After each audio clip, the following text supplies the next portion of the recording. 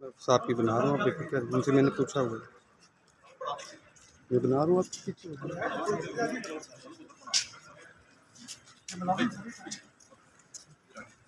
अच्छा ये ठीक है, ये लीजिए, मैं गिरने वाला हूँ। इधर ना तो गलत जगह पे ना खड़े हो ना, गिरने लगे। भाईजान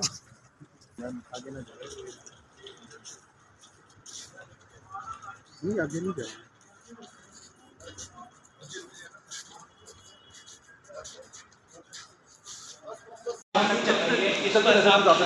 सर 2 मिनट के लिए जरा बात कर लें सर। आए सर, आपने जबरी गुमशुदगी का दिफा किया है भरपूर अंदाज में अदालत में।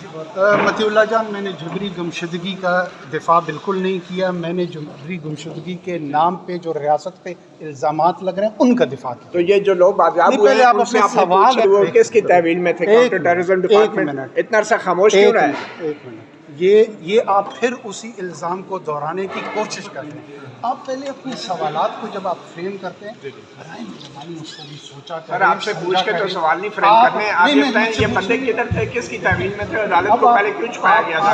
जब मैं गुफ्तगू करने की कोशिश करता हूँ ना, आप लड़ने की कोशिश करते हैं। हम आपको अर्ज ये कर रहे हैं कि ये इल्ज़ाम है और आप इस इल्ज़ाम को इल्हामी हैसियत देना चाहते हैं। के पास से ये लोग, उन्होंने पहले क्यों नहीं बताया? आप इस इल्ज़ाम को इल्हामी हैसियत देना चाहते हैं, हम नहीं देना चाहते। सीटीडी के पास नहीं थे ये हम लोग। करेंगे इंक्वायर, जब इंक्वायर कर लेंगे, कंक्लूड कर लेंगे, बता देंगे। सर, निगरान हुकूमत ने किस आइन के तहत 6 महीने का वक्त गुजारा है 1973?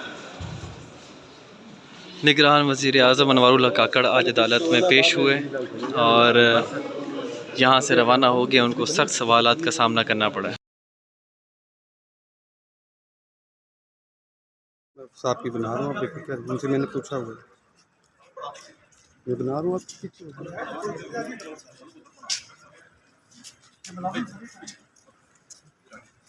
अच्छा ये ठीक है, ये लीजिए, मैं गिरने वाला हूँ। इधर ना तो गलत जगह पे ना खड़े हो ना, गिरने लगे। भाईजान